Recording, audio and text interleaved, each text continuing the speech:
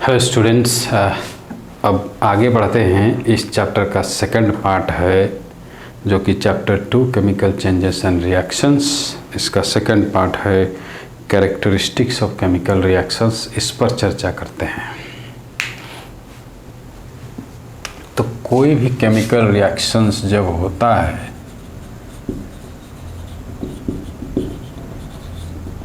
उसका कुछ कैरेक्टरिस्टिक्स यानी पहचान करने का एक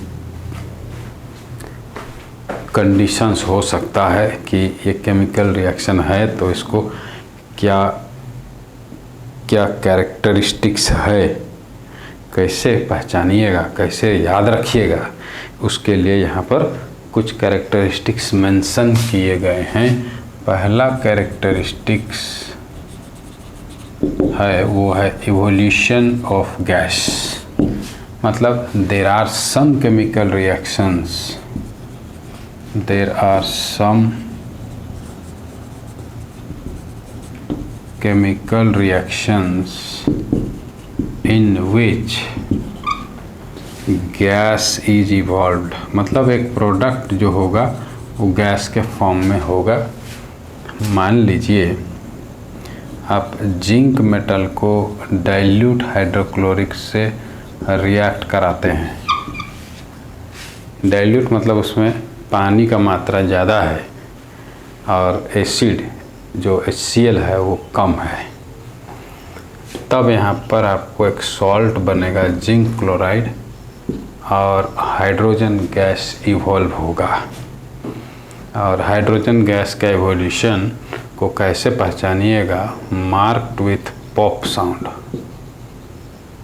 पॉप साउंड कहने का मतलब है कि मान लीजिए कि ये गैस ट्यूब है और यहाँ रिएक्शन हो रहा है। बर्निंग स्प्लिंटर एक आप लाते हैं जो जल रहा है तो यहाँ पर पॉप साउंड सुनाई देगा।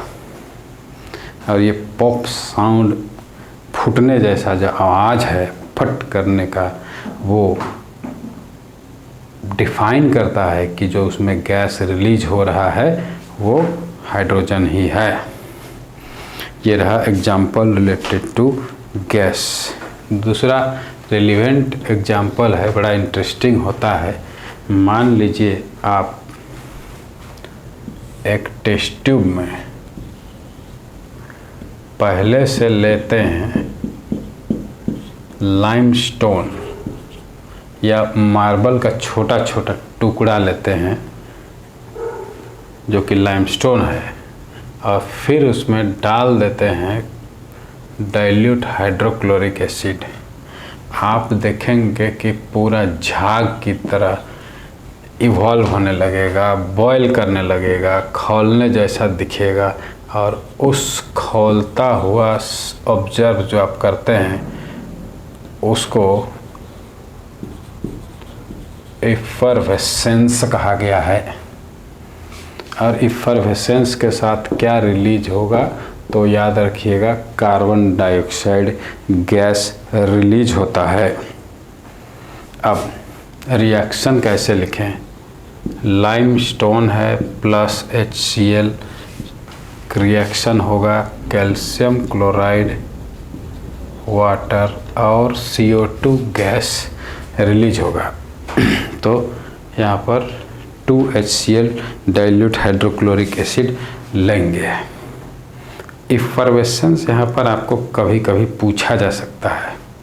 इफरवेसेंस का मतलब है formation of gas bubbles in a liquid और in the reaction mixture is called effervescence. तो हालांकि मैं यहाँ पर मैं लिख दे रहा हूँ कि इफरवेसेंस का मतलब है formation of gaseous bubbles during reaction. कभी आपसे पूछा जाए कि इफरवेसेंस क्या है तो बोलिएगा formation of gaseous bubbles during reaction और केमिकल रिएक्शन के समय। अब आगे है चेंज ऑफ कलर। ये second characteristic of chemical reaction है। मतलब कुछ केमिकल सब्सटेंसेस जब रिएक्ट करेंगे तो रिएक्टेंट्स का कलर कुछ और है, लेकिन जब एक नया प्रोडक्ट बनेगा तो उसका कलर बिल्कुल अलग होगा। जैसे आपके बुक में एग्जाम्पल है, उसको समझिए। तो दूसरा कैरेक्टरिस्टिक जो है वह है चेंज ऑफ कलर। आयरन है जो कि ग्रे कलर का होता है, और कॉपर सल्फेट का जो सॉल्यूशन एक्वस लेंगे जो ब्लू कलर का है, जब रिएक्शन होगा फेरस सल्फेट बनेगा जो लाइट ग्रीन कलर का होगा, and copper metal will get displaced. इसका मतलब ये हुआ कि there is change in colour. Solution जो था वो ब्लू से ग्रीन हुआ, कलर चेंजेस आ रहा है। आयरन मेटल में कोट चढ़ गया, कॉपर मेटल अलग हो गया फ्रॉम इट्स कॉपर सल्फेट। तो ये एक कैरेक्टरिस्टिक है जो केमिकल रिएक्शंस के समय चेंजेस आता है। दूसरा एग्जांपल्स को भी आप समझ सकते हैं, जैसे कॉपर जो है वो ब्राउन कलर का मेटल होता है, कुछ लोग चॉकलेट कलर भी कहते हैं, हालांकि चॉकलेट नहीं है, वो ब्राउन या पिंक हो सकता है। और एसिड है, जब रिएक्ट करेगा तो CuSO4 बनेगा जो कि ब्लू कलर का सॉल्यूशन जनरेट करेगा। यहाँ कलरलेस था सल्फ्यूरिक एसिड। अब फिर जा कर के आपको मिलेगा product H2O plus SO2, sulphur dioxide gas release होगा। तो इस प्रकार कॉपर जो कि ब्राउन था, सॉल्यूशन में चेंजेस आया, कलर ब्लू हो गया because of the formation of CuSO4। आगे है third characteristic of chemical reaction जो बहुत इम्पोर्टेंट है, formation of precipitate.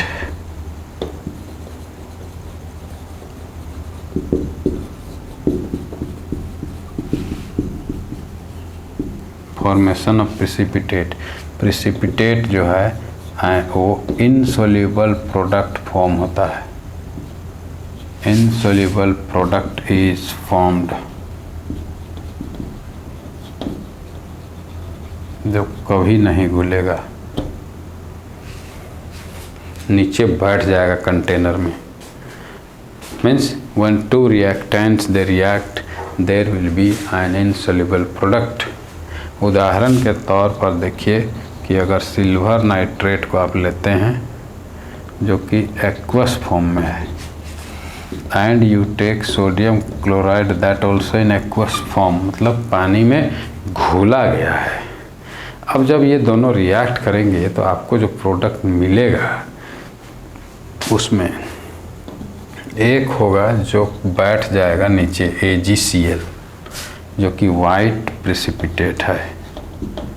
Downward arrow ये शो करता है कि वो रिएक्शन मिक्सचर जो था वो उसके बाद वो बैठ गया, और सोडियम नाइट्रेट सॉल्यूशन में बना रहा, इसलिए उसको एक्वस करके शो किया जाता है।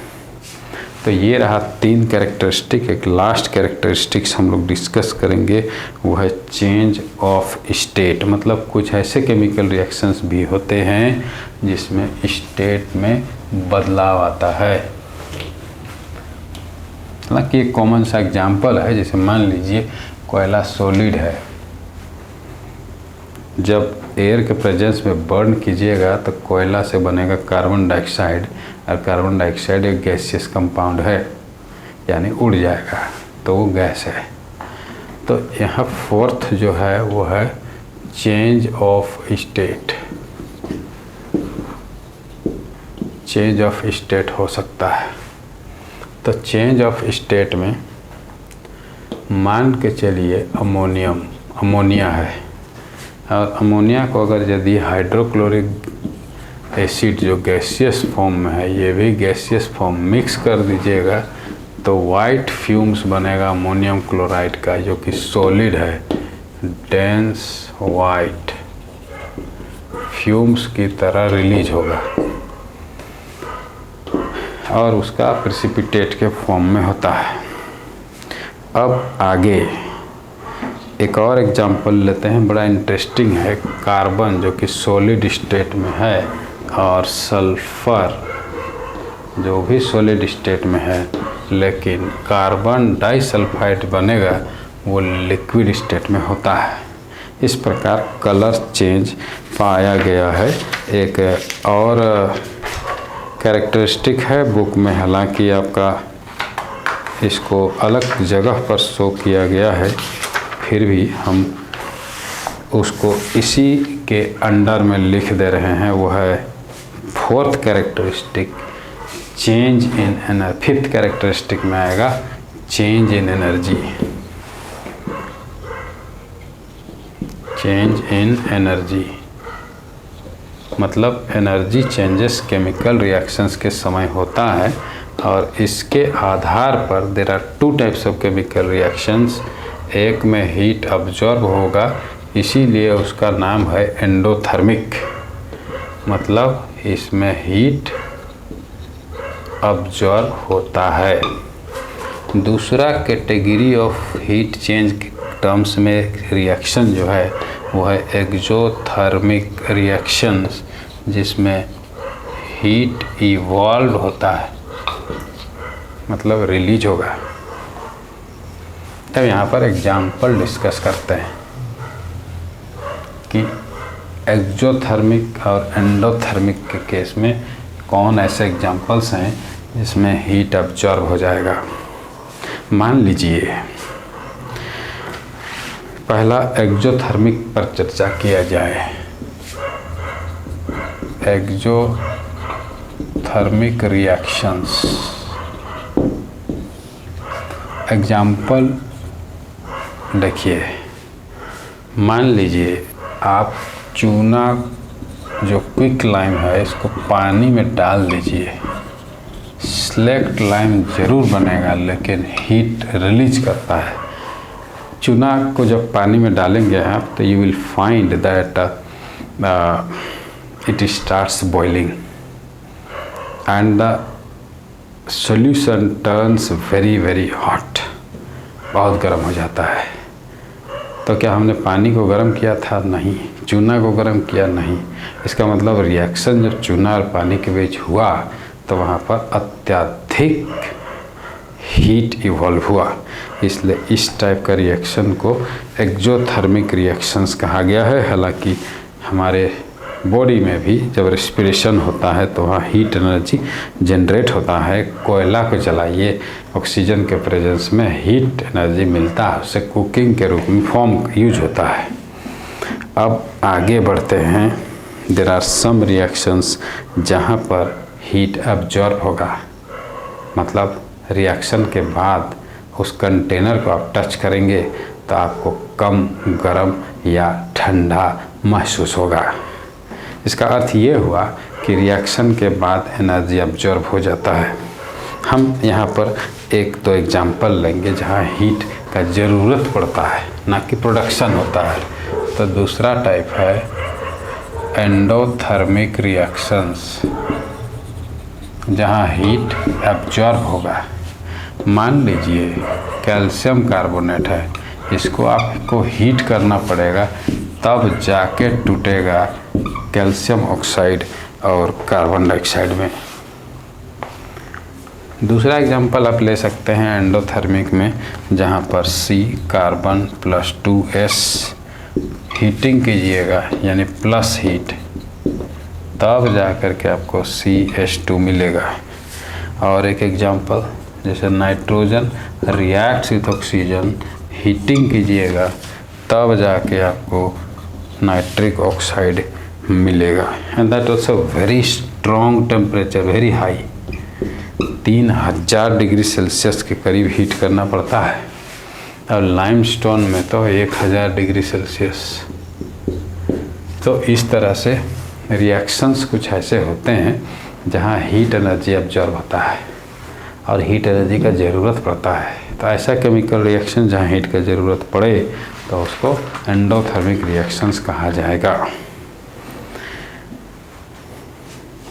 अब आगे फोटोकेमिकल रिएक्शन अलग करके आपके बुक्स में एक्सप्लेन किया होगा, लेकिन याद रखिएगा वो सिंपल है। लाइट रिएक्शन लाइट के प्रेजेंस में हो तो conditions necessary for chemical reactions जो पिछले क्लास में हमने first part of this chapter में एक्सप्लेन कर रखा है, आप उसको देख सकते हैं, समझ सकते हैं।